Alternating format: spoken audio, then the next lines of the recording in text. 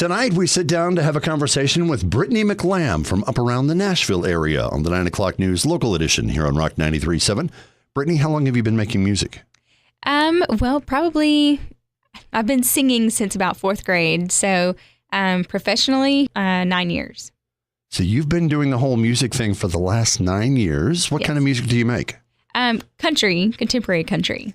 Contemporary country. I like how you put that on there because most people are like, well, it's more classic. It's more this. So I guess these days you do have to kind of qualify it. Right. How did you lean towards contemporary country? Well, basically, I listen to all kinds of music and I love classic country. I love 90s country. But, that's just not what's on the radio these days. And so you kind of have to keep up with the Joneses as far as radio goes. And, of course, I love, since I like all kinds of music, it's kind of easy to blend kind of a popish sound with country. And but I also try to keep that country vibe in there, too. So that's kind of why I came to the contemporary country title. You also do not just the singing part, you songwrite? I do. Yes. You've written quite a few songs. We're going to talk about those. In fact, we're going to get to listen to those a little bit later on. We'll tell them where they can find you online, where they can go see you live, as we get to know more tonight about Brittany McLamb. Awesome. On the 9 o'clock news local edition on Rock 93.7. It is the 9 o'clock news local edition on Rock 93.7, sitting down this week with Brittany McLamb. You have been out, you said, I think when we first started that you've been doing this for like 9 years now. Yes. So over the course of 9 years, you've had some highs, you've had some lows. What are some of the high points? Well, I think the high points would be just, the writing and getting good songs that I'm proud of and getting those to the studio and recording those and getting a finished product that, I can share with everyone and, doing radio shows like this and doing shows outside of Nashville to continue to share my music and grow my fan base. And it is a constant high-low type scenario, especially when you're an independent artist and you don't have any backing and you're trying to do everything yourself. And, people don't respond to your emails. People don't respond to your phone calls. And then there's some people that do. And, those are definitely the high moments. You're like, okay, this is why I'm keeping on doing this. If but it's just one of those things that if you love it, you just keep going for it. You list yourself as an independent artist. So do you label yourself as singer-songwriter or just performer? I think both. I'm a performer, but I also songwrite. I don't want to limit either option. Do you play an instrument? I'm learning fiddle, and I recently started playing mandolin. So. How do you decide fiddle, that's the instrument, instead of piano or guitar? Well, when I first moved to Nashville, I decided I need to learn to play an instrument. And the first one that I tried was guitar. And this may sound crazy to some people because that's such a common instrument, but I don't get it. It was hard for me to the point where I just kind of gave up on it. Then the next thing I was like, well, let me try piano. So I took piano lessons for 6 months and I hated it. I like hearing piano and I love piano music, but me playing it was not enjoyable for me. So then I gave that up for a while. And then I have always loved violin, fiddle, same thing, but it's how you play it.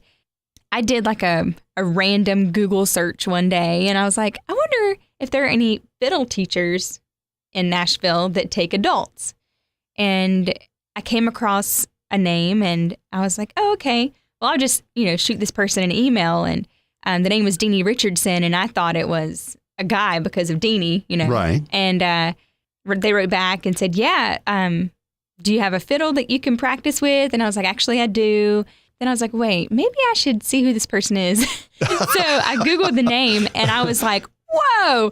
Turned out to be a really well-known fiddle player. Yes, absolutely. And I mean, intimidation set in, but I've been taking fiddle lessons with her for almost 3 years. Do you have any songs that feature fiddle that you'll be able to play it in? That's what we're working on. So you're working on some. So some of the songs that we have tonight, like Dollhouse, that does have a fiddle part. Maybe you can be able to play fiddle at that at some point. Absolutely. Yeah, that's something actually we've been working on recently. How did Dollhouse come about? I was in a talent competition 2 summers ago, and I won. And then the prize from winning was that you got to record 3 songs at the specified studio. Since I didn't have any new songs written at the time, they paired me up with, publishing companies. And then the person that I was going to get to help produce it, her sister is a pretty big songwriter. And she's like, actually, let me send you some of her songs. And that was one of the songs that was in the email that she sent me. And as soon as I heard it, I fell in love with it. So I emailed her back immediately and I was like, this one is going to be recorded. So so that's kind of where that one came from. Scooped it up before it was gone. It's Brittany McLamb. It's Dollhouse on the 9 o'clock news local edition on Rock 93.7. It's a conversation tonight with Brittany McLamb on the 9 o'clock news local edition here on Rock 93.7. Started out a few years ago making music. You are listing yourself as an independent artist, trying to get your music heard and trying to find venues to play, relying on yourself to do that. How much of a challenge is that? Oh, my goodness. It is a struggle. Like the saying goes, the struggle is real. I have a manager, but even with that, it's just without booking agents that have the relationships with the folks at the venues who get the artists to perform, it's just so hard to get yourself booked places. Most venues rely on booking agents to set up their talent. And to get a booking agent, they want you to be able to already fill seats.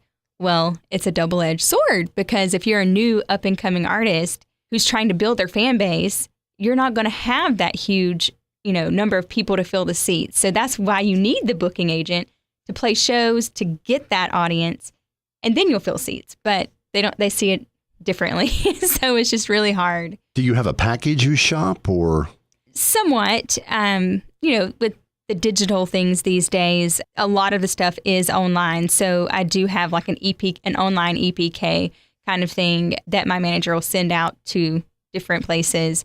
But most of the time when I do book something, it's something that I've done on my own. Do you have any tips or tricks for anybody that you could pass on? Well, I know most venues like to hear live performances. So when you do a live performance, make sure you have someone to video it and get a good quality video that has, good quality audio as well. And, clear resolution photos of yourself. Just they want to be able to hear you and know what product they're going to be getting at their venue. Sometimes I will say, if you have an act and you just need someone to come do a 15-minute set to test me out, I'll be willing to do that. Just offer them little things to entice them to want you to come there. Offer to give kind of like a free sample. Right. Yeah, exactly. Okay. Yeah. If it's worked for you, surely it'll help somebody. Yeah, hopefully. That's the thing that you want to see is all the local music succeed. Do you have anybody that you write with that's your writing partner? Or I do. There's several folks that when you are in Nashville, you'll write with one person and that person will say, well, I'm in a writer's round, next Wednesday, come see me. And then you'll go and then, oh, this is my buddy, such and such. And then you have another connection and they're also a songwriter. So you end up writing with this person who knows this person. I'm going to invite this person. So it's a big web of folks. And through that, I have acquired kind of a little group that I like to write with. Has that helped your songwriting? I think so, yeah. Because we all have different styles and it has helped me to realize I like writing in groups of 3. Some people like writing in groups of 2 or 4, and I think 3 is a good number. It's better than just you and one other person. And 2, you can pick up pointers of how different people's writing styles help them, and then how you can kind of blend with that and work with that. Did I Like Where This Is Going come out of one of those sessions? It did, yeah. Actually, I have one family member in Nashville, and it's my cousin. And she is a student at Belmont, and she's singer-songwriter. I think it was last year. I kind of had an epiphany moment, and I was like, wait, why have we never written together? We got together with my guitar player, and we've written a couple of songs together, and I Like Where This Is Going was one of them. It's Brittany McLamb. I Like Where This Is Going on the 9 o'clock news local edition on Rock 93.7. We've been discussing songwriting, making music, and performing tonight with Brittany McLamb on the 9 o'clock news local edition here on Rock 93.7. You bill yourself as contemporary country. I think that's how we started talking. That Yes. you lean more towards the current trend in music. Do you like that, or do you? I do. And, like I said, I like all kinds of music and definitely all types of country. Obviously, some more so than others. I think my favorite, they would probably be like classic country or a little more toward the bluegrass edge. But I like contemporary as well. Well, you're learning to play the fiddle. So are you thinking maybe of heading in that direction at some point? Maybe going with the bluegrass style? Or Well, I mean, contemporary country has fiddle in it. So it's pretty much a multi-purpose instrument. But, who's to say, maybe sometime in the future, I might do a bluegrass album. I would absolutely love to do that. So who knows? Well, you have artists like Alison Krauss who cross back and forth Yes. through the genres. Is she an inspiration for you? Absolutely. I love Alison Krauss. I've gotten the opportunity to see her live several times, and she is such an inspiration.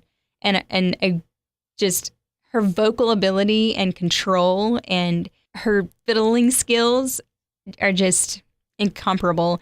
And I would definitely suggest anyone who's never gone to see her live to do so. Sounds like she's quite the influence. Who else are some of your influences?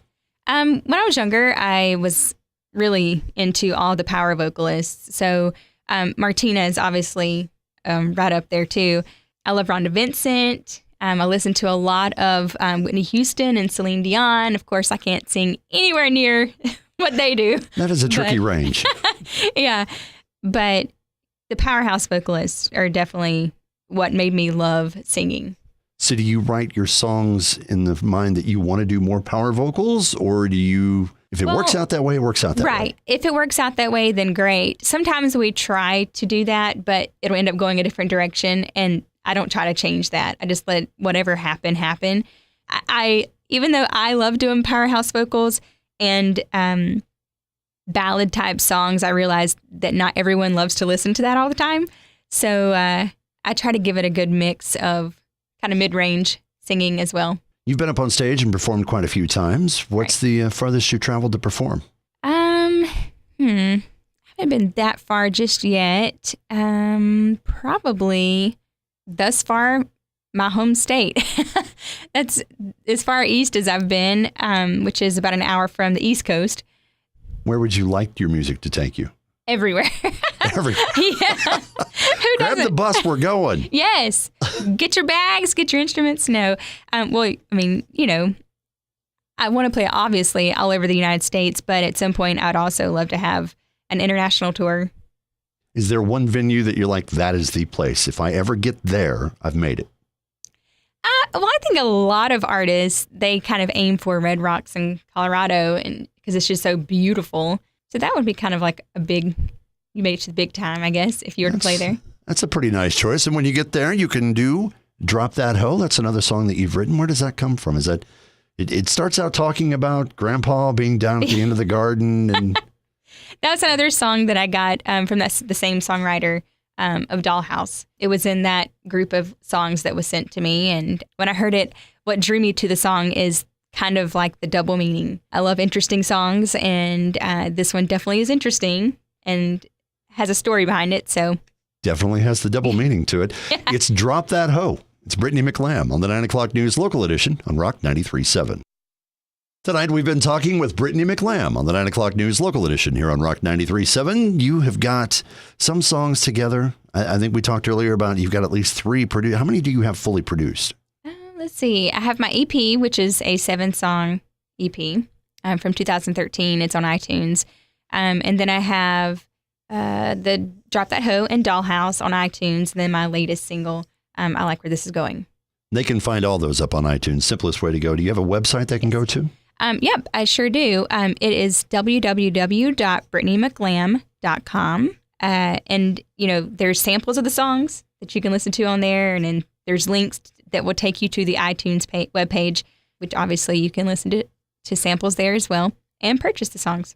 And do you post your performances up there too, where you're going to be playing at, or is that on your Facebook? Well, I post, there's a tour button that you can click up from my website that lets you know where I'm playing at next.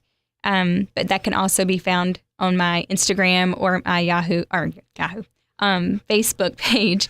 At least you didn't say MySpace. I was like, well, there's a total throwback. Yahoo came from. I don't either. Well, they can find that up at your website. There's links up to all of that. Absolutely. And you've got some dates coming up, actually.